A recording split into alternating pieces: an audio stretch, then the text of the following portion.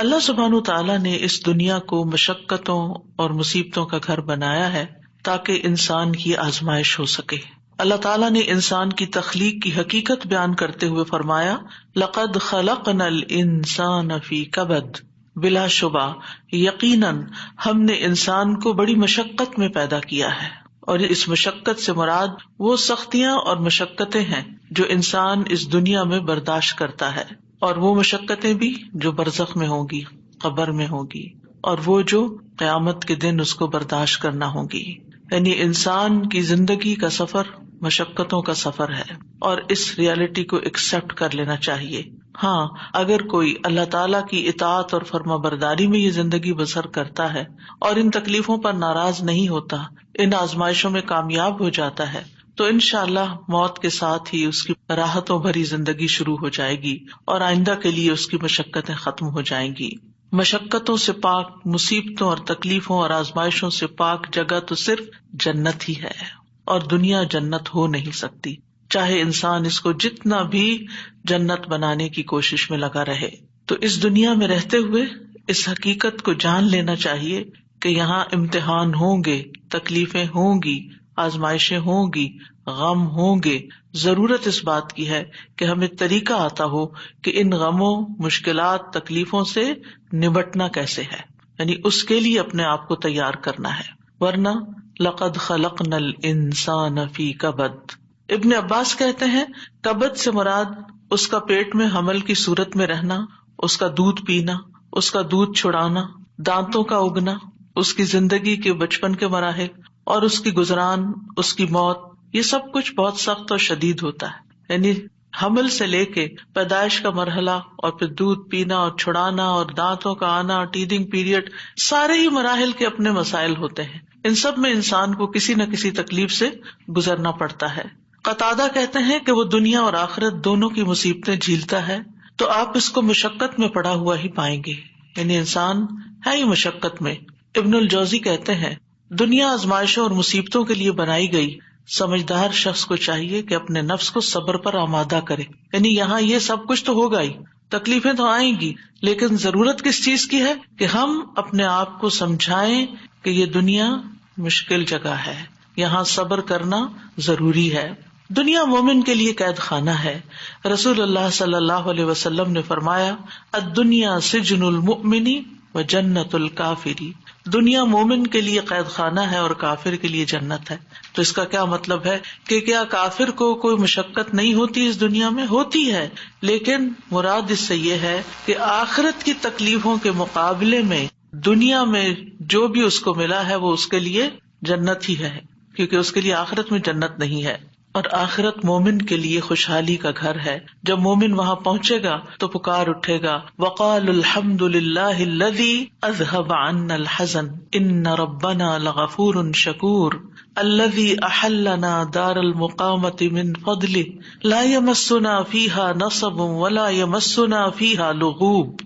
اور وہ کہیں گے کہ اس اللہ کا شکر ہے جس نے ہم سے غم کو دور کر دیا، یعنی جنت میں جا کر انسان واقعی غم سے دور ہو جائے گا۔ یقیناً ہمارا رب بخشنے والا قدردان ہے، جس نے اپنے فضل سے ہمیں ابدی قیام گاہ میں لا اتارا، جہاں ہمیں نہ مشقت اٹھانی پڑتی ہے اور نہ کوئی تھکاوٹ لاحق ہوتی ہے، یعنی نہ ہی کوئی کام مشکل ہے اور نہ ہی ہم تھکتے ہیں، آرام ہی آرام ہے، سکون ہی سکون ہے۔ لیکن اس سکون کو پانے کے لیے اس دنیا میں تھکنا شرط ہے، اپنے آپ کو اللہ کی عبادت میں، بندوں کی خدمت میں تھکانا لازم ہے۔ دنیا جتنی بھی تکلیف دہ ہو، لیکن انسان جب جنت میں پہنچے گا تو جنت کا ایک چکر دنیا کی ساری فکروں کو ختم کر دے گا۔ نبی صلی اللہ علیہ وسلم نے فرمایا قیامت کے دن اہل جنت میں سے اس آدمی کو پیش کیا جائے گا جسے دنیا میں لوگوں میں سے سب سے زیادہ تکلیفیں آئی ہوں گی، پھر اسے جنت میں صرف ایک غوطہ دے کر، یعنی ایک چکر لگوا کر پوچھا جائے گا، اے ابن آدم، کیا تو نے کبھی کوئی تکلیف بھی دیکھی؟ کیا تجھ پر کبھی کوئی سختی بھی گزری؟ وہ عرض کرے گا، اے میرے رب، اللہ کی قسم کبھی نہیں، کوئی تکلیف نہیں دیکھی۔ ساری تکلیفیں بھول جائیں گی، کبھی کوئی تکلیف میرے پاس سے نہ گزری اور نہ ہی میں نے کبھی کوئی شدت و سختی دیکھی۔ یعنی ایسی ٹھنڈک، ایسا آرام، ایسا سکون، ایسا لطف آئے گا کہ اس کے حافظے سے بھی نکل جائے گا کہ کبھی اس نے کوئی دکھ دیکھا تھا۔ تو آج ہم اس سلسلے میں رنج و غم کو دور کرنے والی سب سے بڑی دعا آیت کریمہ کے بارے میں پہلے پڑھیں گے۔ ارشاد باری تعالیٰ ہے، اور مچھلی والا جب وہ اپنی قوم سے غضبناک ہو کر چلا گیا تو اس نے گمان کیا کہ ہم ہرگز اس پر قادر نہ ہوں گے۔ پھر اس نے اندھیروں میں پکارا کہ تیرے سوا کوئی الہ برحق نہیں، تو پاک ہے، بے شک میں ہی ظالموں میں سے ہوں۔ تو ہم نے اس کی دعا قبول کر لی اور اسے غم سے نجات دے دی، اور ہم ایمان لانے والوں کو اسی طرح نجات دیا کرتے ہیں۔ یہاں ذنون سے مراد یونس علیہ السلام ہے، یعنی مچھلی والے۔ نون سے مراد مچھلی۔ یونس علیہ السلام عراق کی ایک بستی نینوا میں مبعوث کیے گئے تھے۔ انہوں نے اپنی قوم کو توحید کی دعوت دی، لیکن وہ مسلسل انکار کرتے رہے، جیسے کہ ہر قوم کا شیوا رہا۔ تو آخر ان سے اکتا کر، تنگ آ کر، غصے کی حالت میں ان کے حق میں بد دعا کی اور عذاب کی دھمکی دے کر اللہ کی اجازت کے بغیر انہیں چھوڑ کر نکل پڑے، جس کی انہیں اجازت نہیں تھی، جبکہ منصب رسالت کا تقاضا کیا تھا کہ ان کے کفر اور سرکشی کے باوجود انہی میں رہیں، اور جب تک اللہ تعالیٰ کا حکم نہ آ جائے، جب تک ان کی مدت مہلت پوری نہ ہو جائے، انہیں ہرگز نہ چھوڑا جائے۔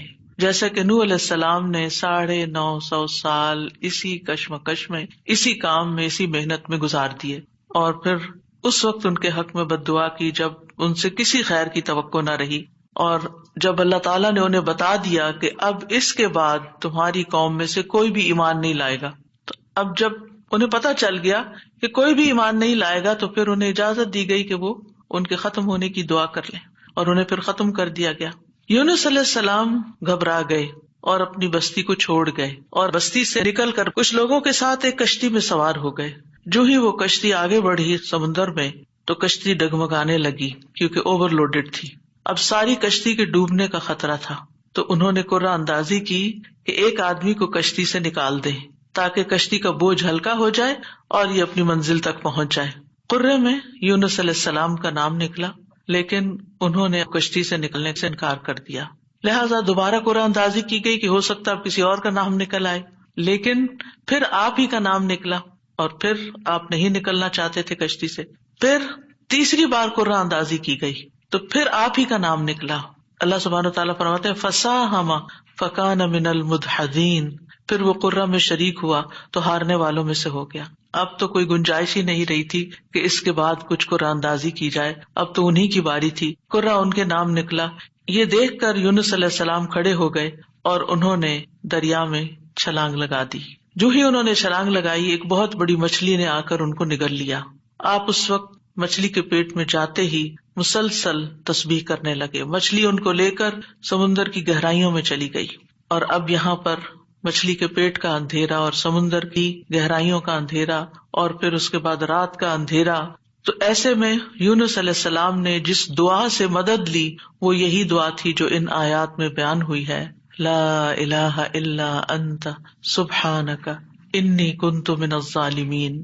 تو بہرحال اللہ سبحانہ تعالیٰ نے ان کی دعا سن لی، انہیں غم سے نجات دی، اور مچھلی نے آپ کو ساحل پر اگل دیا، ایسے ساحل پر جہاں نہ کوئی انسان تھا، نہ کوئی پرندہ، نہ کوئی درخت اور نہ کوئی سایہ۔ پھر اللہ کے اذن سے انہیں یعنی کدو کی بیل کا سایہ بھی فراہم کیا گیا، اور اس کے ساتھ ساتھ کھانے کو بھی دیا گیا، اور ان کی جب تکلیف دور ہوئی اور وہ چلنے کے قابل ہوئے، کیونکہ ظاہر ہے کہ مچھلی کے اسٹمک میں ایسڈ ہوتا ہے، اور وہ ایسڈ نے ان کی اسکن کو اور ان کے پوری ہوش و حواس، ان کی آنکھیں، ان کی ہر چیز کو کتنا متاثر کیا ہوگا۔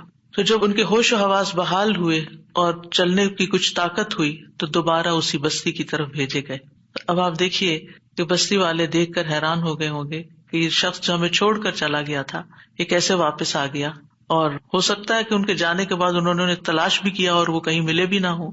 اور پھر آپ دیکھیے کہ کس طرح بستی والوں کو یہ ریئلائز ہوا کہ انہوں نے غلط کیا ہے اپنے پیغمبر کے ساتھ، تو وہ ایمان لائے۔ بہرحال پھر ایک مدت تک یہ بستی جو ہے ایمان لا کر دنیا میں جیتی رہی۔ دوسری طرف یونس علیہ السلام کو اللہ سبحانہ وتعالیٰ نے غم سے نجات دی، اور اس طرح ان کی نجات کے بعد ان کو اللہ تعالیٰ نے چن لیا۔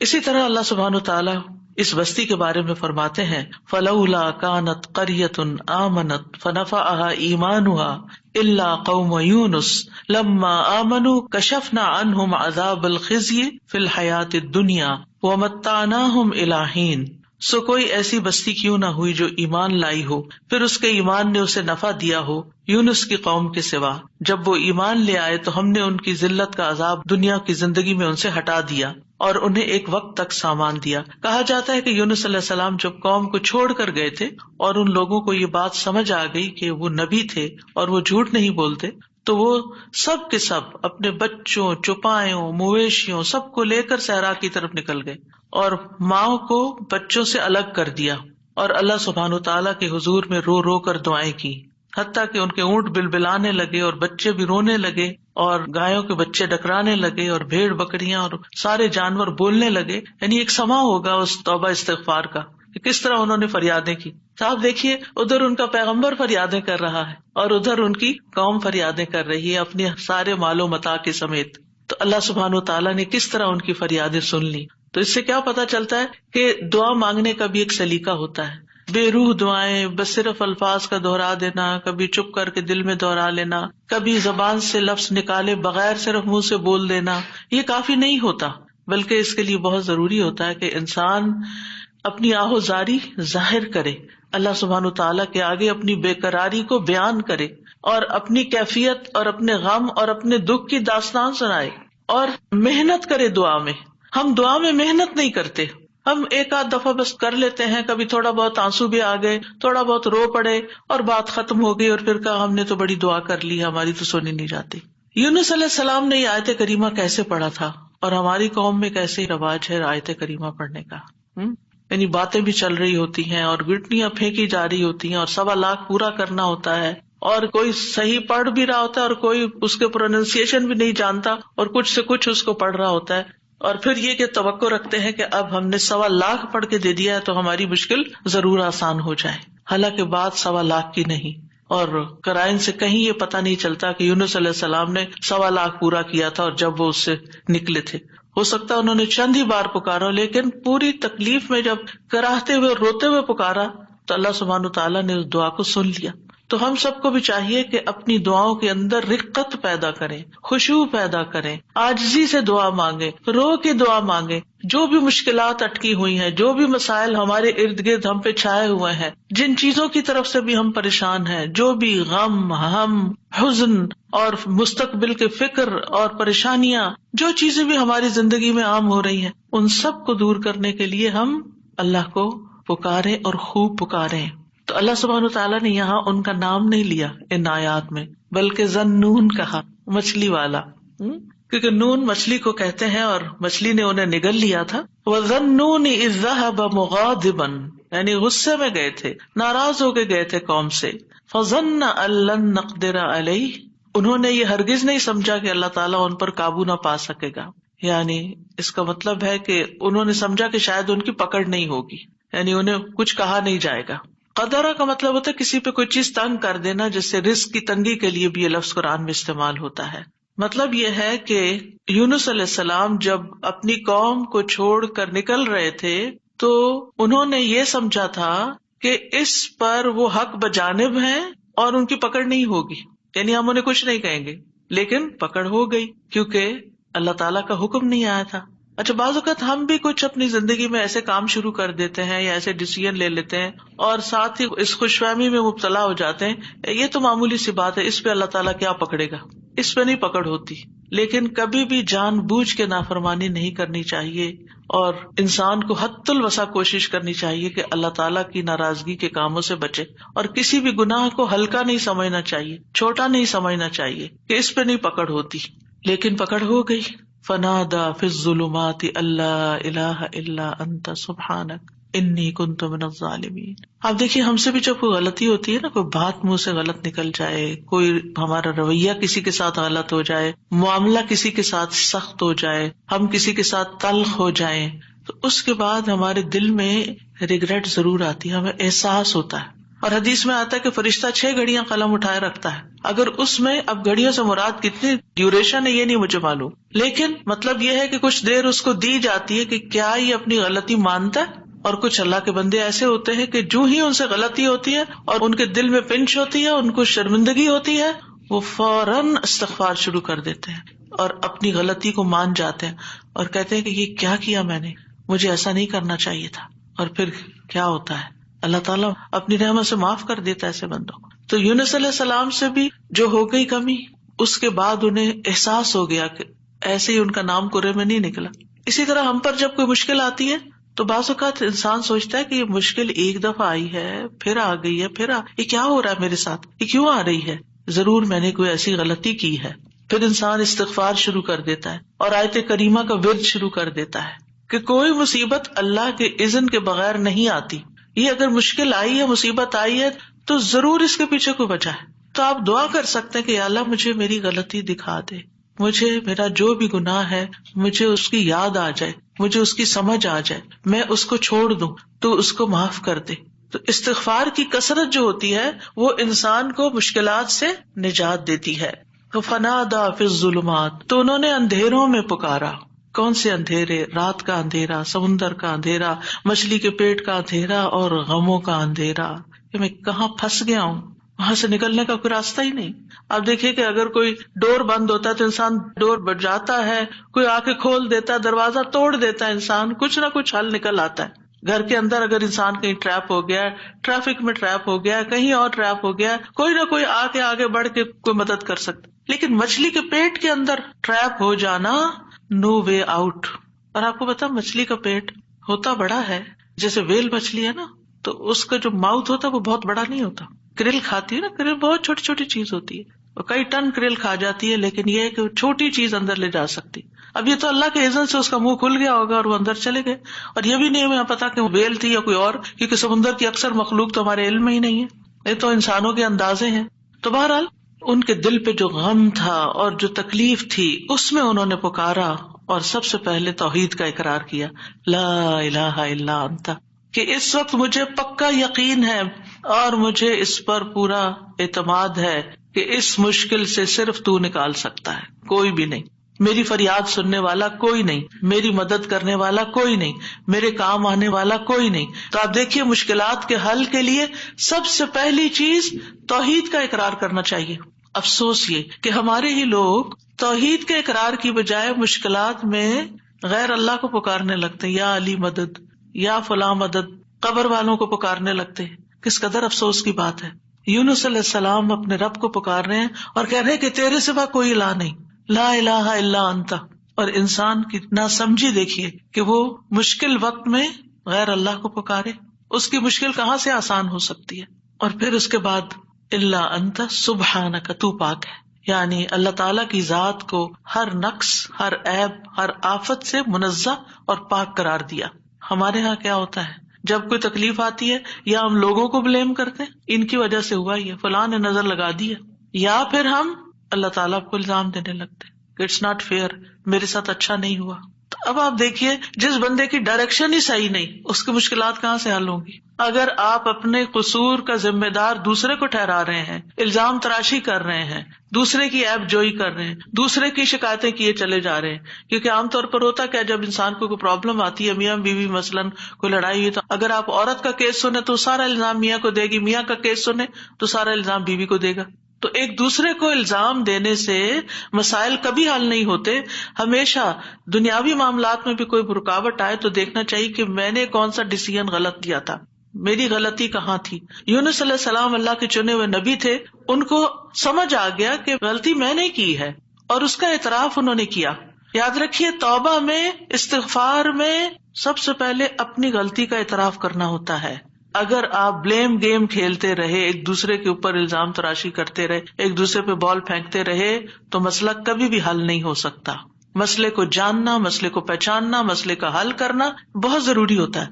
یہ ایسے ہی ہے کہ جیسے کوئی شخص بیمار ہو جائے اور ڈاکٹر اس کی اصل بیماری کو ڈائگنوز کرنے کی بجائے سب خرابی پیٹ میں ہے اور وہ ٹریٹ کر رہا ہے لوکلی کسی جگہ کو، کہاں سے علاج ہوگا؟ اگر اصل کاز پتا چل جائے اور اس کاز کو ہٹا دیا جائے. مثلا آپ دیکھیں الرجی کے کیسز میں کیا ہوتا ہے، آپ جتنی چاہیں دوائیاں لگا لیں، جب تک آپ اس چیز کو اوائڈ نہیں کریں گے جس سے آپ الرجک ہیں، آپ کی بیماری دور ہو نہیں سکتی. اسی طرح اگر انسان کسی مصیبت میں پھنس گیا ہے اور اس کو ڈائگنوز نہیں کر پا رہا اور کرنا نہیں چاہتا، اور خاص طور پر جو چیز اس کے کنٹرول میں ہے اس کو ریموو نہیں کر رہا، تو مسئلہ حل نہیں ہو سکتا. تو اللہ سبحانہ تعالیٰ کے ہاں بھی دعا اور فریاد کا سلیقہ یہی ہے کہ انسان اپنے آپ کو قصوروار ٹھہرائے جہاں وہ قصوروار ہے، اور اگر قصوروار نہیں ہے، پکا یقین ہے سراسر آپ پہ ظلم ہوا ہے، پھر اللہ کی رحمت کو پکارے، یا حی یا قیوم برحمتک استغیث، ورنہ اپنی غلطیاں، اور کون انسان یہ کہہ سکتا ہے کہ وہ پاک باز ہے، اس سے کوئی غلطی نہیں ہوتی، قصور اس کا نہیں، کچھ نہ کچھ، ٹھیک ہے ایک کا 10% اور ایک کا 90% قصور، لیکن کہیں نہ کہیں 10% تو ہوتا ہے نا، اس 10% کی ہی غلطی کی معافی مانگ لیں۔ تو اعتراف جو ہے، گناہوں کا اعتراف، وہ انسان کو دنیا کی مشکلات سے بھی اور آخرت کی مشکلات سے اور گناہوں سے نجات دلاتا ہے۔ اب جو ہی انہوں نے یہ بات کی، یعنی 3 چیزیں ہیں اس میں، ایک توحید کا اقرار ہے، ایک اللہ کی تسبیح ہے، اور ایک اپنی غلطی کا اقرار ہے۔ 2 چیزیں اللہ تعالیٰ کے حق میں اور ایک اپنے حق میں۔ نتیجہ کیا ہوا؟ فاستجبنا لہ، ہم نے دعا قبول کر لی، ایسے طریقے سے اس نے پکارا کہ دعا قبول ہو گئی۔ ونجیناہ من الغم، ہم نے اس کو غم سے نجات دے دی۔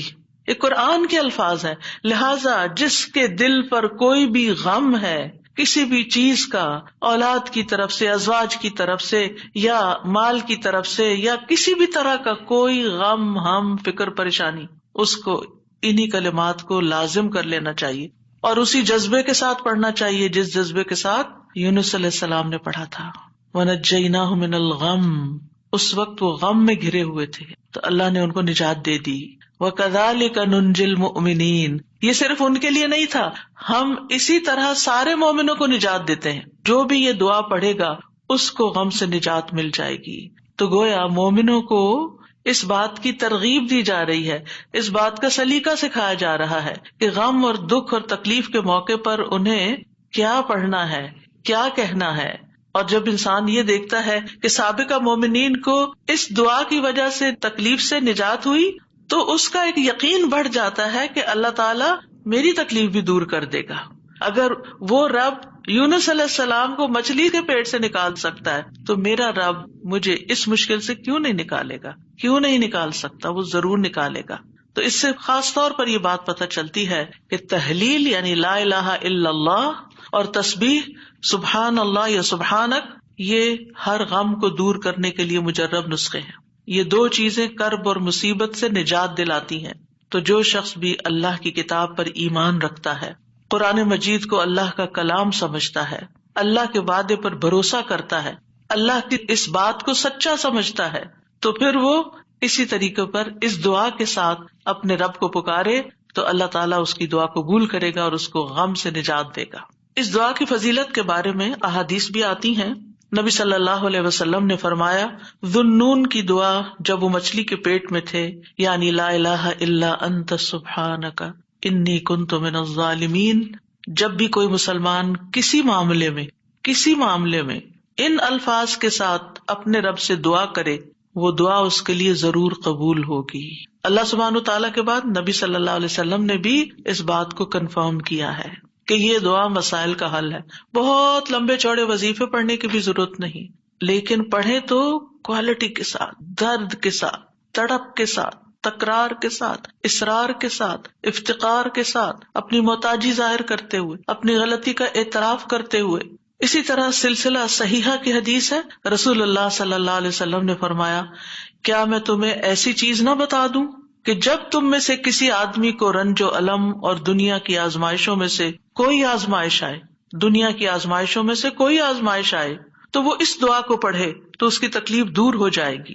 تو آپ سے کہا گیا کیوں نہیں؟ آپ نے فرمایا وہ مچھلی والے کی دعا ہے، لا الہ الا انت سبحانک انی کنت من الظالمین، کہ جس کو بھی آزمائش آئے وہ یہ دعا پڑھ لے تو اس کی دعا قبول ہو جائے گی، آزمائش ختم ہو جائے گی۔ ایک روایت میں آتا ہے، سعد کہتے ہیں، ایک مرتبہ مسجد نبوی میں میرا گزر عثمان بن عفان رضی اللہ عنہ کے پاس سے ہوا۔ میں نے انہیں سلام کیا، انہوں نے نگاہیں بھر کے مجھے دیکھا لیکن جواب نہیں دیا۔ میں عمر بن خطاب رضی اللہ عنہ کے پاس آیا، ان سے 2 دفعہ سوال کیا کہ کیا اسلام میں کوئی نئی چیز پیدا ہو گئی ہے؟ انہوں نے کہا نہیں، کیوں، کیا ہوا؟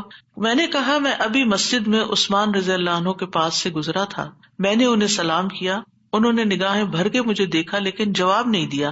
عمر رضی اللہ عنہ نے پیغام بھیج کر حضرت عثمان کو بلا لیا اور فرمایا کہ اپنے بھائی کے سلام کا جواب دینے میں آپ کو کیا رکاوٹ پیش آئی، کس چیز نے آپ کو روکا؟ عثمان رضی اللہ عنہ نے کہا کہ میں نے تو ایسا نہیں کیا۔ سعد کہتے ہیں میں نے کہا بالکل ایسا ہی کیا ہے۔ کہتے ہیں حتیٰ کہ عثمان رضی اللہ عنہ نے قسم کھا لی، تو میں نے بھی قسم کھا لی۔ پھر عثمان رضی اللہ عنہ کو کچھ یاد آ گیا تو انہوں نے کہا بلا واستغفر اللہ واتوب الیہ، ہاں ایسا ہوا ہے، میں اللہ سے معافی مانگتا ہوں اور توبہ کرتا ہوں۔ آپ ابھی ابھی میرے پاس سے گزرے تھے، دراصل میں اس وقت ایک بات سوچ رہا تھا جو میں نے رسول اللہ صلی اللہ علیہ وسلم سے سنی تھی، اور اللہ کی قسم جب بھی مجھے وہ بات یاد آ جاتی ہے میری آنکھیں پتھرا جاتی ہیں اور میرے دل پہ پردہ آ جاتا ہے، یعنی مجھے اپنی ہوش نہیں رہتی۔ کہتے ہیں سعد نے کہا میں آپ کو اس کے بارے میں بتاتا ہوں۔ رسول اللہ صلی اللہ علیہ وسلم نے ایک مرتبہ کسی گفتگو کی ابتدا میں ایک دعا کا ذکر کیا تھا۔ تھوڑی دیر کے بعد ایک دیہاتی آیا، اس نے آپ کو مشغول کر لیا، یہاں تک کہ جب رسول اللہ صلی اللہ علیہ وسلم کھڑے ہوئے تو میں بھی آپ کے پیچھے پیچھے چلا گیا۔ جب مجھے اندیشہ ہوا کہ جب تک میں آپ کے قریب پہنچوں گا آپ اپنے گھر پہنچ چکے ہوں گے تو میں نے اپنا پاؤں زمین پر مارا، تو رسول اللہ صلی اللہ علیہ وسلم نے میری طرف توجہ کی، پوچھا یہ کون ہے؟ ابو اسحاق ہے؟ کہتے ہیں میں نے عرض کیا جی یا رسول اللہ صلی اللہ علیہ وسلم۔ آپ نے فرمایا کیا بات ہے؟ کہتے ہیں میں نے عرض کیا کہ آپ نے ہمارے سامنے ابتدا میں ایک دعا کا تذکرہ کیا تھا اور پھر ایک دیہاتی نے آپ کو مشغول کر لیا اور آپ نے وہ بتائی نہیں دعا۔ آپ نے فرمایا ہاں وہ یونس علیہ السلام کی دعا ہے جو انہوں نے مچھلی کے پیٹ میں مانگی تھی، یعنی لا الہ الا انت سبحانک انی کنت من الظالمین۔ کوئی بھی مسلمان جب بھی کسی معاملے میں ان الفاظ کے ساتھ دعا کرے گا تو دعا ضرور قبول ہوگی۔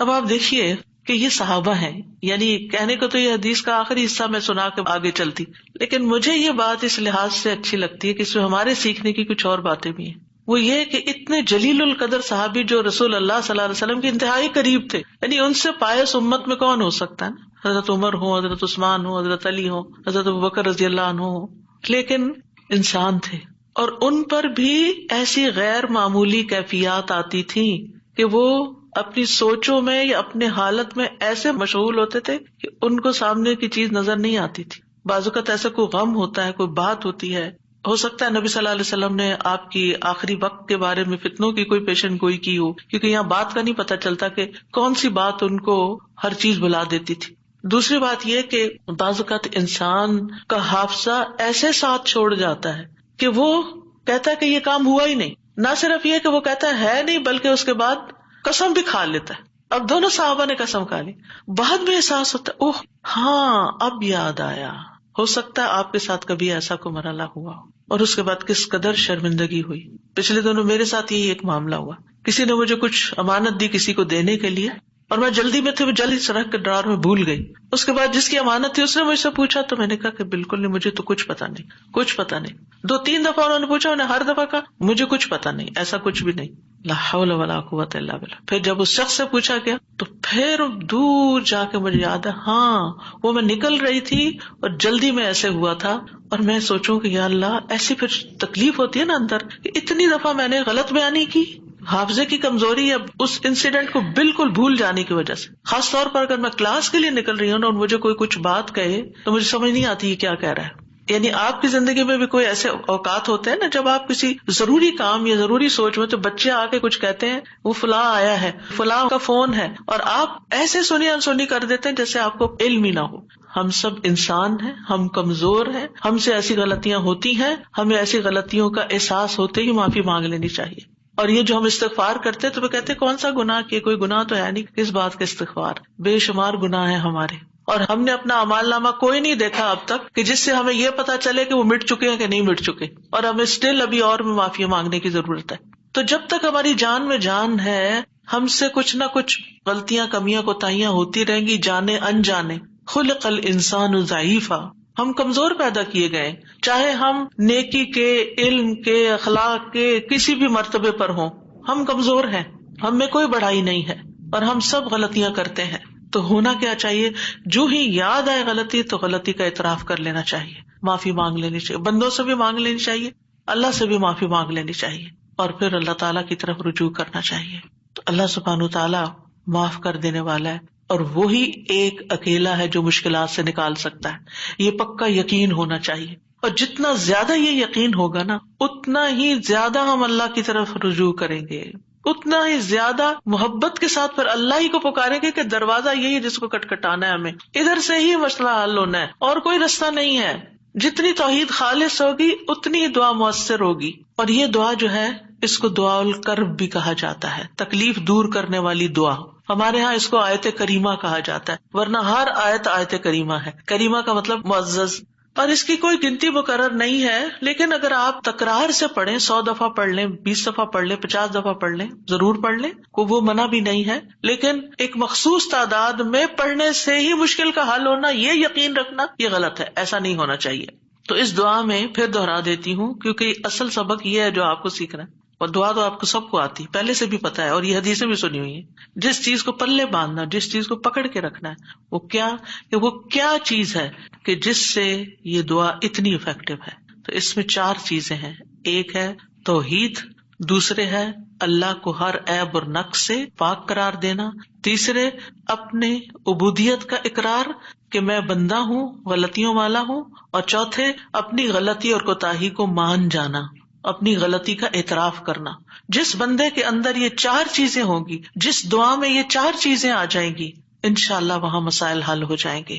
اور پھر آپ دیکھیے کہ انسان کا نفس جو ہے نا، ایک دم ذرا سی بھی کوئی اس کو چیز ملے، کچھ حاصل ہو تو ایک سرکشی کا شکار ہو جاتا ہے، تکبر اور غرور میں آ جاتا ہے. تو اپنے آپ کو تکبر اور غرور سے نجات دینا ہے. کیونکہ کچھ لوگوں کا خیال ہوتا ہے کہ I am very important and I can do every thing, اور میں سب کچھ کر سکتا ہوں، اور سیلف ریلائنس ہوں، میں سیلف میڈ ہوں، اور پتہ نہیں کیا کیا اپنے بارے میں جھوٹی توقعات، اور اپنے آپ کو بڑھا چڑھا کے پیش کرنا، اور اپنے آپ کو بڑی چیز سمجھنا. یہ چیزیں اللہ تعالیٰ کو پسند نہیں. لیکن افسوس یہ کہ یہاں کے کلچر کی وجہ سے یہ چیزیں ہمارے بچوں کے اندر اتنی انسٹل ہو گئی ہیں کہ وہ ایک ایروگینس کے لیول تک بعض اوقات اخلاق پہنچ جاتا ہے، جو کہ انتہائی خطرناک ہے. تو بچوں کی تربیت میں یہ ایلیمنٹ یاد رکھیں کہ ان کو کانفیڈینس دیں کہ یو کین ڈو، آپ ٹرائی کرو، آپ کر سکتے ہو، اللہ نے آپ کو یہ اور یہ اور یہ دیا. نعمتوں کو یاد کرائیں، لیکن اس کی ایک لکیر کھینچے، اس سے آگے نہیں جائیں. You are not everything, کرنے والا اللہ ہے. انسان صرف اسباب اختیار کرتا ہے، لیکن ساری طاقت لا حول ولا قوت الا باللہ. اور پھر یہ کہ اللہ تعالیٰ کی جو خالق کی عظمت ہے اور اس کی جو اہمیت ہے ہماری زندگی میں، اس کا اظہار اور اقرار کرنا، اور اس کو پاک قرار دینا، اور اس سے ظلم کی نفی کرنا کہ آپ ظالم نہیں، میں ظالم ہوں، انی کنت من الظالمین، اور غلطیاں میری ہیں، یہ بہت ضروری ہے. جہاں تک غم اور پریشانی کا تعلق ہے زندگی میں، تو یاد رکھیے کہ غمگین رہنا ایمان کی علامت نہیں. ٹھیک ہے، یعنی ہر وقت غمگین نہیں رہنا چاہیے. غم ایمان کے مراتب میں سے نہیں. ابن قیم رحمہ اللہ کہتے ہیں، جان لیں غم راستے کی رکاوٹوں میں سے ہے. یعنی اللہ کی طرف جانے والا جو راستہ ہے، سالک کہتے ہیں نا جانے والے کو، آپ نے سنا ہوگا لفظ سالک. تو اللہ کی طرف جانے والا جو راستہ ہے، غم اس راستے کی رکاوٹ ہے. غم آپ کی ہمت، طاقت، صلاحیت کو کم کرتا ہے، آپ کی عبادت میں رکاوٹ ڈالتا ہے. آپ نماز شروع کر لیتے ہیں، آپ کو پتہ ہی نہیں ہوتا کہ کیا پڑھ رہے ہیں. آپ دعا مانگنے لگتے ہیں، آپ کا دل اڑا ہوا ہوتا ہے، آپ کو سمجھ نہیں آتی آپ کیا بول رہے ہیں. تو غم سے ہمیشہ پناہ مانگے کہ ہم پر غم نہ آئے. وہ کہتے ہیں یہ ایمان کے مراتب اور مقامات میں سے نہیں، اور نہ ہی اللہ کے راستے پر چلنے والوں کی منازل میں سے ہے. یہی وجہ ہے کہ اللہ نے کسی ایک جگہ پر بھی غم کرنے کا حکم نہیں دیا. صبر کا حکم دیا، شکر کا حکم دیا، توکل کا دیا، لیکن غم کرنے کا حکم نہیں دیا کہ غم کرو، غمگین رہو. اور نہ ہی غم کی کہیں تعریف فرمائی ہے، بلکہ غم سے منع کیا ہے. غم مصیبتوں میں سے ایک مصیبت ہے، اور ہمیں دعا کرتے رہنا چاہیے کہ اللہ تعالیٰ اس مصیبت کو ہم سے دور ہی رکھے. یہی وجہ ہے کہ جنتی لوگ جنت میں پہنچ کر کیا کہیں گے؟ الحمدللہ الذی اذہب عنا الحزن. سب تعریفیں اللہ کے لیے ہیں جس نے ہم سے غم دور کر دیا. یعنی جنتی جنت میں جا کر جس چیز سے خوش ہوں گے وہ کیا کہ جنت میں غم نہیں ہے، کوئی پریشانی نہیں ہے. اللہ سبحانہ و تعالیٰ بندے کو غمگین ہونے سے منع فرماتا ہے. سورۃ آل عمران میں جنگ احد کے سلسلے میں اللہ تعالیٰ فرماتے ہیں اذ تسعدون ولا تلوون علی احد والرسول يدعوكم في اخراكم فاصابكم غما بغم لكي لا تحزنوا على ما فاتكم ولا ما اصابكم والله خبير بما تعملون. اور وہ وقت یاد کرو جب جنگ احد میں تم بھاگے چلے جا رہے تھے اور کسی کی طرف مڑ کر بھی نہ دیکھتے تھے، حالانکہ اللہ کا رسول تمہیں پیچھے سے بلا رہا تھا. پھر اللہ نے تمہیں رنج پر رنج دیے تاکہ تم ایسی بات پر غم نہ کرو جو تمہارے ہاتھ سے نکل جائے، اور نہ ایسی مصیبت پر غم کرو جو تم پہ نازل ہو، اور جو کام بھی تم کرتے ہو اللہ ان سے خوب واقف ہے۔ یعنی یہ ٹریننگ ہو رہی تھی، یعنی ایک کے بعد ایک صدمہ کیوں آیا؟ تاکہ غم زندگی سے نکل ہی جائے۔ پھر فرمایا وَلَا تَهِنُوا وَلَا تَحْزَنُوا وَأَنْتُمُ الْأَعْلَوْنَ إِن كُنتُم مُؤْمِنِينَ۔ اتنی تکلیف اٹھا کے، سب سے بڑی تکلیف مسلمانوں کے لیے کیا تھی کہ نبی صلی اللہ علیہ وسلم کا دانت مبارک شہید ہو گیا تھا اور آپ کو چوٹ لگی تھی اور آپ گر پڑے تھے، تو یہ بہت بڑا صدمہ تھا۔ 70 لوگ شہید ہو چکے تھے، گھر گھر میں آفت آ گئی تھی، لیکن اتنے بڑے صدمے کے بعد بھی اللہ تعالیٰ کا حکم کیا ہے؟ وَلَا تَهِنُوا وَلَا تَحْزَنُوا، غمگین مت رہو، غم نہیں کرو۔ غم کا موقع ہے، غم کی بات ہے، لیکن فرمان نہیں غم نہیں کرنا، کیونکہ غم انسان کو کھوکھلا کر جاتا ہے، غم انسان کو کمزور کر جاتا ہے۔ تمہیں تو آئندہ ابھی اور مقابلے کرنے ہیں، اور اگر تم غم منانے بیٹھ گئے تو ہمت، جرت سب کچھ چلا جائے گا، بزدل ہو جاؤ گے۔ غم ایک مصیبت نہیں، غم مصیبتوں کی لائن لے کے آتا ہے، ایک کے بعد ایک مصیبت اس کے ساتھ چلی آتی ہے، اس لیے غمگین نہیں ہونا۔ موسیٰ علیہ السلام کی والدہ نے جب موسیٰ علیہ السلام کو چھوڑنا تھا دریا میں، تو اللہ تعالیٰ نے ان کی طرف الہام کیا کہ بچے کو دودھ پلاتی رہو ابھی، پھر جب تجھے اس کے قتل کا خوف ہو تو اسے دریا میں ڈال دینا، اور کیا کرنا؟ وَلَا تَخَافِي وَلَا تَحْزَنِي، نہ خوف کرنا نہ غم کرنا۔ اللہ اکبر! کوئی بھی ماں جس کا بچہ چھوٹا ہو وہ تو کسی دوسرے کے ہاتھ میں بھی بچے کو دیتے ہوئے خوف اور غم کا شکار ہوتی ہے۔ خوف کیا ہوتا ہے؟ پتہ نہیں گرا ہی نہ دے بچے کو، اور غم کیا ہوتا ہے کہ جدائی ہو گئی ہے بچے سے، پتہ نہیں یہ کیا سکھا دیں اس کو، پتہ نہیں یہ کیسے پیش آئے اس سے۔ تو ماں اگر اپنا بچہ کسی اور کو دیتی ہے تو غمگین ہوتی، کہاں یہ کہ باسکٹ میں ڈال کے دریا میں ڈال دو، اور ساتھ اللہ کا حکم خوف اور غم کرنا ہی نہیں۔ اب بتائیں کیا کرے، کیسے دل کو تھامے؟ یہی اصول سیکھ لیں زندگی کے لیے، جہاں کہیں غم پاس آئے، کہیں رونا آئے، کہیں دکھی ہوں، اللہ تعالیٰ کا یہ فرمان یاد کر لیں، اور ہے بھی عورت کے لیے، وَلَا تَخَافِي وَلَا تَحْزَنِي، اپنے آپ کو خود یاد کرائیں، وَلَا تَخَافِي وَلَا تَحْزَنِي کہتے رہیں، وَلَا تَخَافِي وَلَا تَحْزَنِي، نہ خوف کرو نہ غم کرو، اللہ ہے نا، اللہ مشکل آسان کر دے گا۔ جس چیز پر بھی تکلیف غم ہوتا ہے اللہ تعالیٰ دن بدلیں گے، یہ سارے حالات بدل جائیں گے۔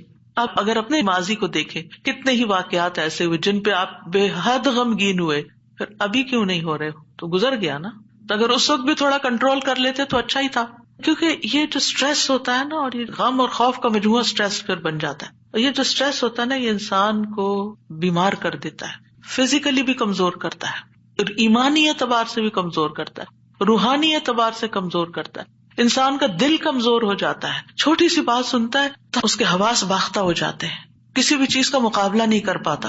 تو اللہ سبحانہ وتعالیٰ نے ان کو کہا غم نہ کرو، بے شک ہم اسے تیرے پاس واپس لانے والے ہیں، واپس ہمارے ہی پاس آئے گا، اور آپ اپنا بچہ کسی کو بھی دیتے ہیں تو واپس آپ ہی کے پاس آتا ہے، اور اسے رسولوں میں سے بنانے والے، اللہ یہ کہ اللہ اپنے پاس بلا لے، پھر تو ہم سے زیادہ اللہ کا ہے نا، انا للہ و انا الیہ راجعون۔ نبی صلی اللہ علیہ وسلم نے غار ثور میں کیا کیا تھا؟ اذ ہما فی الغار اذ یقول لصاحبہ لا تحزن، غم نہیں کرنا، ان اللہ معنا، یعنی کس طرح بے یار و مددگار انسان ایک ایسی جگہ پر ہو جہاں ساری قوم دشمن بنی ہوئی ہو اور پھر بھی غم نہ کرے، سارے ساتھ چھوڑ دے، الٹا مخالفت کرے، جان کے دشمن بن، پھر بھی غم نہیں کرو، غم نہیں کرو۔ اور حضرت ابوبکر تو نبی صلی اللہ علیہ وسلم کے لیے غمگین ہو رہے تھے نا۔ ابن قیم کہتے ہیں 4 چیزیں جسم کو برباد کر دیتی ہیں، پریشانی، غم، بھوک اور بیداری۔ پریشانی اور غم پختہ عزم کو کمزور کر دیتے ہیں اور دل میں کمزوری پیدا کر دیتے ہیں، اور بندے اور اس کے کاموں میں محنت کرنے کے درمیان رکاوٹ بن جاتے ہیں جو کام اس کے لیے مفید ہوتے ہیں، یعنی آپ پروڈکٹیو نہیں رہتے، اور یہ سفر کا راستہ کاٹ دیتے ہیں، یعنی جو اللہ کی طرف جانے کا راستہ ہوتا ہے نا اسے کاٹ دیتے ہیں اور اس کو پسپائی کی طرف الٹا کر دیتے ہیں، یا رکاوٹ بن کر اس کو سفر سے روک دیتے ہیں، یعنی وہ اللہ کی طرف جانا ہی بند کر دیتا ہے۔ یعنی ایک شخص اچھا بھلا کچھ سیکھ رہا ہوتا ہے، کلاسز جوائن کی بھی ہوتی ہے، کوئی کام کر رہا ہوتا ہے، یا کسی بات سے غمگین ہو جاتا ہے، جانا ہی چھوڑ دیتا، ابھی کیوں نہیں آ رہے، بس ڈپریشن کا شکار ہے، کہیں جانے کو دل نہیں کرتا۔ آپ اچھا بھلا ایک کام کر رہے تھے، آپ بیکار ہو کے بیٹھ گئے، کیا یہ نقصان نہیں ہے؟ اور اس غم کی حالت میں انسان کی عقل ایسے ماری جاتی کہ اس کو اپنا نقصان بھی نہیں سمجھ آتا کہ یہ میں اپنا ہی نقصان کر رہا ہوں، اپنے آپ کو کھا رہا ہوں۔ غم کیا ہے؟ خود کو کھانا۔ تو خود کو کھانے سے تو مسئلہ حل نہیں ہوگا، مسئلہ تو جہاں ہے وہی ہے، وہ تو اللہ نے دور کرنا ہے۔ اس سارے کیفیت کو، اس احساس کو، اس شدت کو دعاؤں میں لگا دیں، دعاؤں میں کنورٹ کر دیں۔ امام ابن قیم کہتے ہیں یا اس کے علم سے رکاوٹ بن جاتے، علم کے لیے رکاوٹ بن جاتا ہے غم، تو یہ چیزیں سفر پر جانے والے کی پشت پہ بہت بھاری بوجھ ہیں. پریشانی، غم، بھوک اور بیداری، یعنی جو صحیح نیند نہیں لیتا رات کی، جو صحیح فوڈ نہیں لیتا یعنی اپنی ضرورت کی غذا نہیں لیتا، اور جو غم اور پریشانی کا شکار رہتا ہے، وہ شخص کسی کام کا نہیں رہتا، بیکار، نکما. اور آپ دیکھیں جب انسان بیکار ہوتا ہے نا، جو کوئی کام کا نہیں ہوتا، کسی کی خدمت اور مدد میں نہیں ہوتا، وہ تنہا ہو جاتا ہے، اس کی کوئی قدر و قیمت نہیں رہتی، کوئی اس کو لک فارورڈ نہیں کرتا، کوئی اس سے محبت نہیں کرتا. بیکار انسان اپنی قدر گنوا دیتا ہے. وہ کہتے ہیں پنجابی کا محاورہ ہے، چم نہیں کم پیارا. چم کا مطلب ہوتا ہے چمڑا، اسکن. یعنی اگر آپ کی اسکن بڑی گلو کر رہی ہے تو وہ کسی کو اچھی نہیں لگے گی. آپ جتنا چاہے میک اپ لگا کے خوبصورت بن کے آ جائیں، لیکن اگر آپ کام کے بندے ہیں نا، کسی کے آپ کام کرتے ہیں، آپ پروڈکٹیو ہیں، آپ کسی کے مددگار ہیں، تو ہر کوئی آپ سے پیار کرے گا. یہ ایک اصول، ایک فطرت کی بات ہے. چاہے اپنے بچے ہی کیوں نہ ہو، اگر وہ بیکار رہنے کے عادی ہو گئے ہیں تو آپ دن رات ان پہ غصہ کرتے ہیں کہ تم سست ہو، تم بیکار ہو، تم کسی کام کے نہیں ہو. اور اس کو بیکار کس چیز نے کیا؟ فکر، پریشانی، غم، دکھ، تکلیف، ان چیزوں نے. تو ان کا علاج کرنا ہوگا. ابراہیم بن ادہم کہتے ہیں غم دو طرح کے ہوتے ہیں، ایک غم تمہارے حق میں ہے اور ایک غم تمہارے خلاف ہے. بس وہ غم جو تمہارے حق میں ہے وہ آخرت کے بارے میں غم کرنا ہے. سارے غموں کو ایک میں ڈھال لے، اور وہ ہے آخرت کا غم کہ وہاں میرا کیا ہوگا، کیا میں جنت میں جا سکوں گی یا نہیں. وہ کہتے ہیں کہ ایک غم تمہارے حق میں ہے، وہ آخرت کے بارے میں غم کرنا اور اس کی خیر و برکات کے بارے میں غم کرنا ہے. اور وہ غم جو تمہارے خلاف ہے وہ دنیا اور اس کی زینت کے بارے میں غم کرنا ہے، دنیا کے فائدوں کے بارے میں غم کرنا کہ کوئی چیز چلی گئی. وہ دنیا کی زینت کیا ہے؟ مثلاً اپنی جوانی، اپنا حسن، یہ ساری چیزیں کیا ہے، وقت کے ساتھ ساتھ ڈھل جاتی ہیں. پھر کچھ لوگ اس پر غم لگا بیٹھتے ہیں کہ ہم پہلے سے خوبصورت نہیں رہے، پہلے سے اسمارٹ نہیں رہے، پہلے سے ایکٹیو نہیں رہے. اور کچھ لوگ تو ہر وقت رونا ہی روتے رہتے ہیں، اب میرا حافظہ کمزور ہو گیا ہے، اب میں سوچ نہیں سکتی. ایک خاتون کو میں جانتی ہوں کہ پچھلے 20 سال سے یہی بات ہر وقت کرتی ہے جب ملتی ہے. اتنی بیزاری ہوتی ہے ایسی باتیں سن کے، کیونکہ جب آپ ایسی باتیں کرتے رہتے ہیں نا تو اس سے آپ دوسروں کو بیزار کرتے ہیں اور اپنی قدر کھوتے ہیں کہ اچھا اب یہ بندہ بیکار ہو گیا ہے، اب یہ کام کا نہیں رہا، چھوڑو اس کو. ہم کیا چاہتے ہیں؟ ہمدردی لینا دوسرے سے، یہ کہہ کے کہ میں کمزور ہوں، بیمار ہوں. ہم سمجھتے ہیں دوسرے ہمدردی کریں، ایک دن کریں گے، 2 دن کریں گے، پھر کیا ہوگا؟ ہر وقت تھوڑی کریں گے. ہر وقت ہائے ہائے کرتے رہنے سے آپ دوسروں کو بیزار کرتے ہیں. المؤمن القوی خیر واحب الی اللہ من المؤمن الضعیف. قوی مومن، طاقتور مومن بہتر ہے، اچھا ہے، خیر ہے، اور اللہ کو زیادہ پیارا ہے کمزور مومن سے. اب آپ اللہ کے پیارے بننا چاہتے ہیں یا نہیں؟ بننا چاہتے ہیں تو بہادر ہو جائیں، ہوشیار ہو جائیں، غموں کا رونا اتار پھینکیں. پھر آپ دیکھیے ابن قیم کہتے ہیں جب انسان صبح کرے اور شام کرے اور اس کی صرف ایک ہی فکر ہو اور وہ ہے اللہ سبحانہ تعالیٰ کے ساتھ رابطہ جوڑنا، تو ایسے انسان کی تمام ضرورتوں کو اللہ اپنے ذمے لے لیتا ہے. ساری ضرورتیں، یعنی آپ اللہ تعالیٰ کے ساتھ کنیکٹ رہیں اور لوگوں کو بھی اللہ سے کنیکٹ کریں. آپ کے کام اللہ کے ذمہ، اور اللہ تعالیٰ اس سے ہر پریشان کرنے والے کام کا ضامن ہو جاتا ہے. سبحان اللہ، کتنی بڑی بات ہے. اور اس کے دل کو اپنی محبت کے لیے، اس کے زبان کو اپنے ذکر کے لیے اور اس کے اعضاء کو اپنی اطاعت کے لیے فارغ کر دیتا ہے. لیکن اگر وہ صبح شام اس حال میں کرے کہ دنیا ہی اس کی پریشانی ہو، کہ دنیا ہی اس کی پریشانی، دنیا کی کوئی چیز اس کی پریشانی بنی ہوئی ہے، کوئی انسان ہے، کوئی کام ہے، کوئی چیز ہے، تو اللہ اس پر دنیا کے غم، پریشانیاں اور تکلیفیں لاد دیتا ہے. ایک پریشانی ہے نا، ایک اور آ جائے گی، ایک اور آ جائے گی، اور آ جائے گی، کٹھی ہو جائیں گی. اس کو اس کے نفس کے حوالے کر دیتا ہے. تو اللہ اس کے دل کو اپنی محبت سے ہٹا کر مخلوق کی محبت میں مشغول کر دیتا ہے. یہ بھی ایک سزا ہوتی ہے کہ انسان انسانوں کی محبت کا قیدی ہو جاتا ہے. ان کی خوشی سے انسان خوش، ان کے غم سے انسان غمگین. اس کی اپنی کوئی زندگی نہیں، اس کے اپنے پاس خوش ہونے کے لیے کوئی چیز ہی نہیں، اور اس کی زبان کو اپنے ذکر سے ہٹا کر لوگوں کے ذکر کے ساتھ مشغول کر دیتا ہے. پھر وہ لوگوں کی باتیں کرتا رہتا ہے. وہی کتنی بیزاری ہوتی ہے نا جب لوگ لوگوں کی کوئی خراب باتیں آپ سے کریں، کسی کے عیب کھولیں آپ کے سامنے، کسی کی غیبت کریں، کسی کے الزام تراشی کریں، یا اپنی لڑائی جھگڑوں کو اس طرح ذکر کریں. یہ کوئی خوشگوار گفتگو تو نہیں ہوتی. تو یہ بھی سزا کی ایک قسم ہوتی ہے کہ ہر وقت انسان اس قسم کی باتیں کرتا رہے اور اس کے اعضاء کو اپنی اطاعت سے ہٹا کر لوگوں کے کاموں میں مشغول کر دیتا ہے.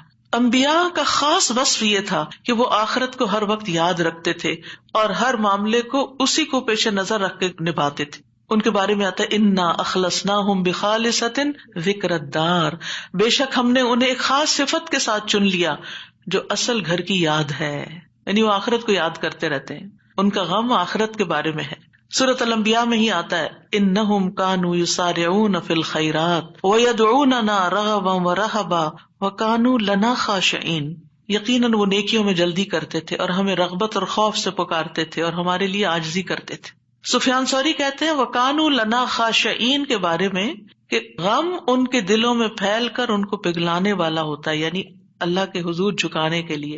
آخرت کا غم انہیں اللہ کی طرف مائل کرتا ہے، کیونکہ مالک یوم الدین بھی تو وہی ہے نا، فیصلہ بھی قیامت کے دن اسی کے ہاتھ میں ہے، لہٰذا فکر اس بات کی ہونی چاہیے کہ وہ ہمارے حق میں کیسے فیصلہ کرے گا۔ اللہ کرے کہ رحمت والا معاملہ فرمائے۔ صحابہ بھی آخرت کا غم ہی لگائے رکھتے تھے۔ عبد الرحمن بن عوف کے پاس کھانا لایا گیا، وہ روزے سے تھے، انہوں نے کہا مصعب بن عمیر شہید کیے گئے، وہ مجھ سے بہتر تھے، انہیں جس چادر کا کفن دیا گیا اس سے ان کا سر چھپاتے تو پاؤں نکل آتے، پاؤں چھپاتے تو سر کھل جاتا، پھر ہمارے لیے دنیا کشادہ کر دی گئی، ہمیں تو یہ ڈر ہے کہ کہیں ہماری نیکیوں کا بدلہ ہمیں اس دنیا میں ہی نہ مل جائے، اور پھر آپ رو پڑے، کھانا بھی چھوڑ دیا۔ حسن بصری کا حال یہ تھا کہ جب بھی ان سے ملاقات ہوتی ایسا لگتا کہ ابھی کوئی مصیبت آئی، یعنی آخرت کی فکر اتنی کرتے تھے۔ نظر کہتے ہیں میں عمر بن عبدالعزیز کے پاس گیا تو وہ رونے کے قریب تھے، ہمیشہ آہیں بھرتے رہتے تھے، گویا ساری مخلوق کا غم انہی کو ہے، حالانکہ ان کو آخرت کی فکر ہوتی تھی۔ سفیان ثوری کہتے ہیں لوگوں کا غم ختم ہو چکا ہے، آپ نمازیوں میں ایک شخص کو دیکھیں گے اس پر کوئی نہ غم ہے نہ خوف ہے۔ وہ کہتے ہیں پہلے ایک آدمی نماز پڑھتا تھا، پھر آپ اس کو دیکھتے کہ بیٹھا ہوا ہے اور اس کی نماز اس کو غم میں بھڑکا دیتی، یعنی اس کو رونا آتا نماز میں آخرت کی یاد کی وجہ سے۔ آج اگر ہمیں نماز میں رونا آتا بھی ہے تو کس وجہ سے آتا ہے؟ ہم سب اپنا جائزہ لیں، ہر کوئی اپنا اپنا۔ پچھلے ایک مہینے کے اندر سوچئے میں کتنی بار روئی ہوں اور کیوں روئی ہوں، دنیا کے غم میں روئی ہوں یا آخرت کے غم میں روئی ہوں۔ ہم کیوں روتے ہیں؟ اس نے مجھے ہرٹ کر دیا، یہ مسئلہ آ گیا، فلاں آ گیا۔ یہ چھوٹے مسئلے ہیں، یہ وقت کے ساتھ ختم ہو جائیں گے، جو آگے آپ بڑھیں گے یہ مسئلے پیچھے رہتے جائیں گے، لیکن آگے جو آ رہا ہے نا، کل جس کو دیکھنا ہے وہ ہے مشکل وقت، اس کا غم لگا لیں، پیچھے نہ دیکھیں آگے دیکھیں۔ صحابہ نماز ضائع ہونے پہ غم زدہ ہوتے تھے، عبادت نہ کر سکنے پر غمگین ہوتے تھے، فتنوں میں پڑنے پہ غمگین ہوتے تھے، ہر دن زندگی کو کم کر رہا ہے اس بات میں غمگین ہوتے تھے، اس بات میں نہیں کہ دنیا چھوڑ جائیں گے تو کیا بنے گا، یہ سارے ہمارے مال اسباب اور جو ہم نے اتنی محنت سے کمائے ہیں اس کا کیا ہوگا۔ اس بات کا غم کہ حساب کا وقت قریب آ رہا ہے، ہر دن موت سے قریب کر رہا ہے، ہر دن قبر سے قریب کر رہا ہے، آگے میرا حساب ہونا ہے، میں کیا اس کے لیے تیار ہوں؟ کیا میں نے اپنے سارے کام نپٹا لیے؟ تو بات یہ ہے کہ رنج و غم زندگی کا حصہ ہے، لیکن دنیا کا غم نیچے آ جانا چاہیے اور آخرت کا غم اوپر آ جانا چاہیے، یہ ہم نے کرنا ہے۔ اور دنیا کے غموں سے بچنے کے لیے سب سے پہلے توحید کا یقین، اللہ کی طرف رغبت، تقدیر پر یقین کہ جو تکلیفیں آ رہی ہیں نا یہ تقدیر کا حصہ ہیں، ان کو ایکسپٹ کر لیا جائے، اب ایسا ہونا تو ہو گیا نا، اب جو نئی زندگی ہے اس میں ایڈجسٹ کیا جائے، اللہ سے اچھا گمان رکھا جائے، پھر ہم و غم ملنے پر اجر پر نظر رکھی جائے، جب کوئی تکلیف پیش آئے کسی بھی قسم کی، کوئی رکاوٹ، تکلیف، دکھ، پریشانی، تو اس پر جو اجر ملتا ہے انسان کو اس کو اپنے سامنے رکھے انسان۔ حدیث میں آتا ہے رسول اللہ صلی اللہ علیہ وسلم نے فرمایا کسی مومن آدمی کو جب بھی کوئی تکلیف یا کوئی بیماری یا رنج، یہاں تک کہ اگر اسے کوئی فکر ہو تو اس کے گناہوں کا کفارہ ہو جاتا ہے۔ ایک اور روایت میں آتا ہے یہاں تک کہ جو چوٹ اسے لگتی ہے یا کوئی کانٹا چبھتا ہے وہ بھی اس کے گناہوں کا کفارہ ہوتا ہے۔ اور ویسے بھی وہ حدیث تو بارہا آپ نے سنی کہ انسان کا درجہ اللہ کے ہاں بلند لکھا ہوتا ہے اس کی قسمت میں، لیکن اس کے عمل تھوڑے ہوتے ہیں، تو اللہ تعالیٰ اس کو کسی مشکل میں ڈالتا ہے تاکہ صبر کر کے بلند درجے تک پہنچ جائے۔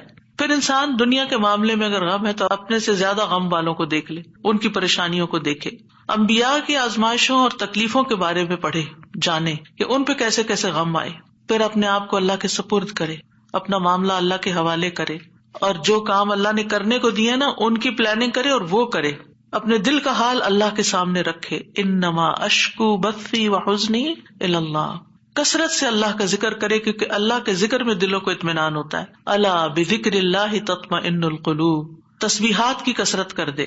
نبی صلی اللہ علیہ وسلم نے فرمایا جو اپنے مال کو خرچ کرنے سے بچائے، دشمن سے مقابلہ کرنے سے ڈرے، رات سے خوف کھائے کہ وہ اس کو پریشان کرتی ہے، تو وہ اس قول کی کثرت کر دے سبحان اللہ والحمد للہ ولا الہ الا اللہ واللہ اکبر، اور اگر ولا حول ولا قوت الا باللہ بھی پڑھ لے تو اس کا اپنا فائدہ ہے الگ سے۔ پھر یہ کہ اپنے فرائض اور اپنی ذمہ داریوں کو پورا کرے انسان۔ بہت دفعہ انسان کی بیکاری اس کو غمگین کرتی ہے، کرنے کا کوئی کام نہیں ہے، فارغ ہے، کوئی مقصد نہیں زندگی میں، کوئی منزل نہیں، کچھ اچیو کرنے کو نہیں، دن آتا ہے چلا جاتا ہے، تو یہ چیزیں بھی انسان کو پریشان رکھتی ہیں۔ جب آپ کی گول سیٹنگ ہوگی ہر روز کی، صبح سویرے اٹھتے ہی اور ارلی مارننگ کام شروع کر دیں گے تو پریشانیاں بھاگ جائیں گی، ان کو آپ کے پاس آنے کا وقت نہیں ملے گا کیونکہ آپ مصروف ہیں، آپ ان کو ٹائم نہیں دیں گے کیونکہ آپ کے پاس اور کام ہے۔ لیکن جب آپ فارغ ہوتے ہیں تو وہ آ جاتی ہیں آپ کا دل اڑانے۔ پھر نماز سے مدد حاصل کرنا، وَاسْتَعِينُوا بِالصَّبْرِ وَالصَّلَاةِ، انبیاء گھبراہٹ میں نماز کی طرف لپکتے تھے، اور جو نماز چھوڑ دیتا ہے اللہ کی مدد اس سے چھٹ جاتی۔ تو نماز کی پابندی، صدقہ کرنا، صدقات انسان کے غموں کو دور کرنے کا باعث ہے۔ اللہ تعالیٰ فرماتے ہیں الذین ينفقون اموالهم باللیل والنہار سرا وعلانیہ فلہم اجرہم عند ربہم ولا خوف علیہم ولا ہم یحزنون، جو لوگ دن رات کھلے چھپے اپنا مال خرچ کرتے ہیں انہیں اپنے رب سے اس کا اجر ضرور مل جائے گا، ایسے لوگوں کو نہ کچھ خوف ہوگا نہ وہ غمگین ہوں گے۔ پھر اسی طرح دین پر استقامت غم اور خوف کو دور کرتی ہے، دین کے کاموں میں جمے رہیں۔ ان الذین قالوا ربنا اللہ ثم استقاموا فلا خوف علیہم ولا هم یحزنون، یقیناً وہ لوگ جنہوں نے کہا کہ اللہ ہمارا رب ہے پھر اس پر خوب قائم رہے، ان پر نہ کوئی خوف ہوگا نہ وہ غمگین ہوں گے۔ پھر حالات سے کمپرومائز کرنا، حالات سے راضی رہنا، جیسے ابراہیم علیہ السلام حضرت ہاجر کو جب چھوڑ گئے مکہ کی وادی میں تو وہ پریشان ہوئی کہ میں اکیلی، میرا بچہ اکیلا، ہم یہاں کیا کریں گے، نہ کھانا نہ پینا نہ کچھ۔ تو دوڑتی ہوئی حضرت ابراہیم کے پیچھے آئیں جب وہ واپس جا رہے تھے تو ان سے پوچھا اللہ ہمارا کب حاضر، اللہ نے آپ کو اس کا حکم دیا کہ ہمیں یہاں اکیلے چھوڑ جائیں؟ تو ابراہیم علیہ السلام نے اس بات میں سر ہلایا، تو کہنے لگی پھر اللہ تعالیٰ ہمیں تنہا نہیں چھوڑے گا، اگر اللہ کا حکم ہے نا تو ٹیک کیئر کر لے گا۔ ایسے ہی بندہ مومن کہتا ہے اگر یہ اللہ کا فیصلہ ہے نا تو وہ میری ٹیک کیئر کر لے گا، مجھے فکر کرنے کی ضرورت نہیں ہے۔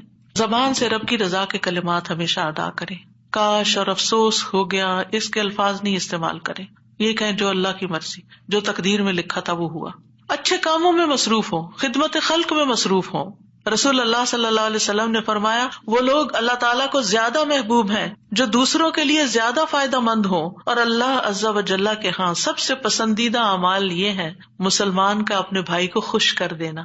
آپ خود غمگین بھی ہیں، دکھی بھی ہیں، دوسروں کو خوش کرنا شروع کر دیں، آپ بھی خوش ہو جائیں گے، کیونکہ خوشی کنٹیجیس ہوتی ہے، خوشی پھیلانے سے پھیلتی ہے۔ اس سے کوئی تکلیف دور کر دینا، یعنی اوروں کی تکلیف دور کرے، اللہ آپ کی دور کر دے گا۔ اس کا قرضہ چکانا، اسے کھانا کھلانا، اور مجھے کسی بھائی کی ضرورت پوری کرنے کے لیے اس کے ساتھ چلنا اس مسجد نبوی میں 1 مہینہ اعتکاف کرنے سے زیادہ محبوب ہے۔ اور جس نے اپنے غصے کو روک لیا اللہ اس کی خامیوں پر پردہ ڈال دے گا، اور جو اپنے غصے کو نافذ کرنے کی سخت کے باوجود پی گیا اللہ اس کے دل کو قیامت کے دن امیدوں سے بھر دے گا۔ اور جو اپنے بھائی کے ساتھ اس کی ضرورت پوری کرنے کے لیے چلا اللہ تعالیٰ اس کو اس دن ثابت قدم رکھے گا جس دن قدم ڈگمگا جائیں گے۔ اور بد اخلاقی اعمال کو یوں تباہ کرتی ہے جیسے سرکہ شہد میں بگاڑ پیدا کر دیتا ہے، یعنی شہد میں اگر سرکہ ڈال دیں تو سرکے کا ٹیسٹ غالب آ جائے گا، شہد کا پیچھے چلا جائے گا۔ پھر اسی طرح اپنی فوڈ پر بھی نظر رکھیں، کھانا پینا بھی انسان کے اندر جو کیمیکل امبیلنسز ہوتے ہیں، ہارمونل چینجز اثر انداز ہوتا ہے۔ لہذا غم کے موقع پر تلبینہ کھلانا جو ہے غمگین شخص کو وہ فائدہ دیتا ہے۔ یہ حضرت عائشہ سے روایت ہے کہ جب کوئی ان کے رشتہ داروں میں سے فوت ہو جاتا تو عورتیں جمع ہو جاتی، جب وہ منتشر ہوتی صرف رشتہ دار اور خاص لوگ رہ جاتے تو حضرت عائشہ ان کو ہنڈیا میں تلبینہ پکانے کا حکم دیتی، تلبینہ پکایا جاتا، سرید بنایا جاتا، اس پہ تلبینہ ڈالا جاتا، پھر حضرت عائشہ فرماتی اسے کھاؤ کیونکہ میں نے رسول اللہ صلی اللہ علیہ وسلم سے سنا ہے، آپ فرماتے تھے تلبینہ مریض کے دل کو تسکین دیتا ہے اور غم بھی کچھ دور کر دیتا ہے۔ تو رائٹ فوڈ جو ہے وہ آپ کے اندر ایک طاقت لاتی ہے، لیکن عموماً کیا ہوتا ہے جب کوئی غمگین ہوتا ہے کھانا بھی نہیں چھوڑ دیتا، تو اس میں صحیح خوراک کسی کو دینا۔ اور آپ دیکھیں کہ سرید جو ہے وہ یعنی گوشت کے شوربے میں روٹی توڑ کے ڈالنا اور پھر اس کے اوپر تلبینہ، اتنی زبردست ڈش بنا کے کھانا اور کھلانا جو ہے یہ غموں اور دکھوں تکلیفوں کو، اس سے یہ پتہ چلتا ہے اگر کوئی اداس ہے پریشان ہے تو اس کو چلو تمہیں اچھا سا کھانا کھلاتے ہیں، تو یہ بھی ایک ریمیڈی ہے۔ اس کا ماحول چینج کرے، اس کو کہیں لے جائیں، لیکن یہ کبھی کبھی تو ہو سکتا ہے اور کسی وجہ سے ہو سکتا ہے۔ حضرت عائشہ تو جب کسی کا کوئی فوت ہو جاتا تھا اس کا نسخہ بتا رہی ہیں، لیکن اگر کسی نے روز کی عادت ہی بنا لی ہو، صبح سویرے اٹھے موڈ آف کر لیا تو اب یہ تو نہیں ہو سکتا نا کہ ہر روز کوئی آپ کو تلبینہ پکا کے کھلائے. اور پھر آخری بات یہ کہ دعاؤں کی کثرت. آیت کریمہ کے علاوہ اللہ اللہ ربی لا اشرک بہ شیئا، نبی صلی اللہ علیہ وسلم اپنے گھر والوں کو جمع کر کے یہ دعا سکھاتے تھے اور فرماتے کہ جب تم میں سے کسی کو کوئی غم یا پریشانی پہنچے تو اسے چاہیے کہ وہ اللہ اللہ ربی لا اشرک بہ شیئا کہے. اللہ اللہ لفظ کی تکرار ہے. 2 دفعہ جب آپ اللہ اللہ کہتے ہیں آپ کا دل ہلکا ہوتا ہے. پھر رب کی صفت کا ذکر ہے، اس میں توحید کا اقرار ہے، اور خالص نیت سے یہ پڑھے تو غم اور تنگی دور ہوگی انشاءاللہ. پھر یا حی یا قیوم برحمتک استغیث، یہ پریشان کن معاملات میں مانگی جانے والی دعا ہے.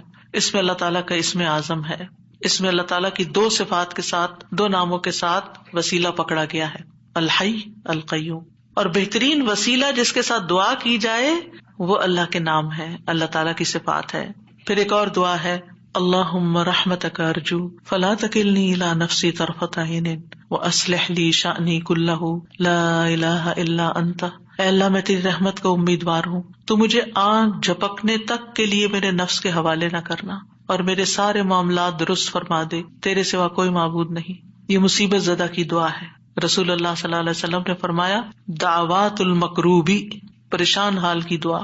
اور اس میں خاص طور پر اللہ کی رحمت کا ذکر ہے کہ اللہ میں تیری رحمت کی امید کرتی ہوں اور میرا نفس تو بڑا کمزور ہے، مجھے اس کے حوالے نہ کرنا ورنہ میں تو پڑ جاؤں گی. اور ایک لمحے کے لیے بھی نہیں. اب دیکھیے بعض اوقات آپ نے ایکسپیرینس کیا ہوگا، یہ میں اپنے پرسنل ایکسپیرینس سے بات کر رہی ہوں. ایک لمحے کے لیے کوئی خیال آ جاتا ہے کسی بھی چیز کا، کوئی ایسی پریشان کن چیز، آپ کا سارا جو سکون ہے وہ برباد ہو کے رہ جاتا ہے. تو میں اس وقت سوچتی ہوں کہ یہ شیطان تھا جس نے وار کیا ہے تاکہ اس بندے کا جو اطمینان قلب اور سکون اور خشوع اور سب برباد ہو. یعنی وہ ایسے تیر چلاتا ہے جیسے. فوراً یہ دعا پڑھے. پھر نبی صلی اللہ علیہ وسلم تکلیف آنے پر یہ دعا پڑھتے لا الہ الا اللہ العظیم الحلیم لا الہ الا اللہ رب العرش العظیم لا الہ الا اللہ رب السماوات ورب الارض ورب العرش الکریم. اس میں اللہ سبحانہ تعالیٰ کے نام کے علاوہ العظیم اور الحلیم اور رب العرش العظیم اور رب العرش الکریم کی اور رب السماوات والارض کی بات کی گئی ہے. یعنی اللہ تعالیٰ کی صفات کو بیان کیا گیا ہے اور پھر توحید کا اقرار ہے. توحید کا اقرار غموں کو دور کرنے کا باعث ہے کہ میرے لیے اللہ کافی ہے، حسبی اللہ و نعم الوکیل، اللہ کافی ہے میرے لیے. پھر اللہم انی اعوذ بک من الہم والحزن والعجز والکسل والبخل والجبن وضلع الدین وغلبۃ الرجال. اے اللہ میں تیری پناہ میں آتا ہوں دکھ، غم، عاجزی، سستی، بخل، بزدلی، قرضداری کے بوجھ اور لوگوں کے اپنے اوپر غلبے سے. نبی صلی اللہ علیہ وسلم سفر میں کثرت سے یہ دعا پڑھتے کیونکہ سفر میں یہ ساری چیزیں آ جاتی ہیں نا اکٹھی ہو کے. اور پھر آپ دیکھیں کہ غم ماضی کا ہوتا ہے، فکر مستقبل کی ہوتی ہے، اور پھر بے بسی اور کمزوری اور کچھ کرنے کو دل نہ چاہنا اور کسی کی مدد نہ کرنا اور ہر چیز سے ڈرنا، بزدلی دکھانا اور لوگوں کا چڑھائی کر دینا آپ پر، یہ ساری چیزیں وبال ہیں. ان سے بچنے کے لیے دعا کرنی چاہیے.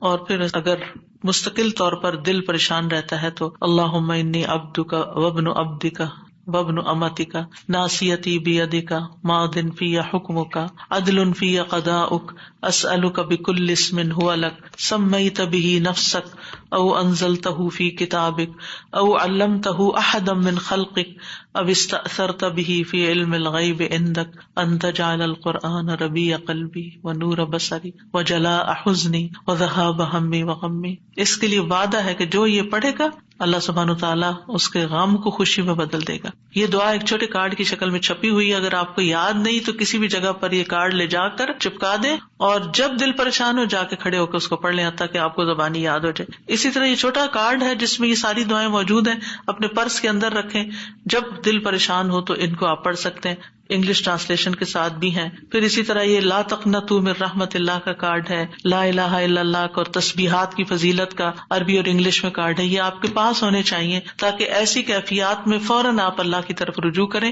دعائیں یاد نہیں رہتی تو دیکھ کے بھی پڑھ سکتے ہیں. اور اللہ سبحانہ وتعالی ہم سب کے غم، دکھ، پریشانیوں کو دور فرمائے. اور درود شریف کی کثرت بھی غموں کو دور کرتی ہے. وآخر دعوانا ان الحمد للہ رب العالمین. سبحانک اللہم وبحمدک اشہد ان لا الہ الا انت استغفرک واتوب الیک. السلام علیکم ورحمۃ اللہ وبرکاتہ.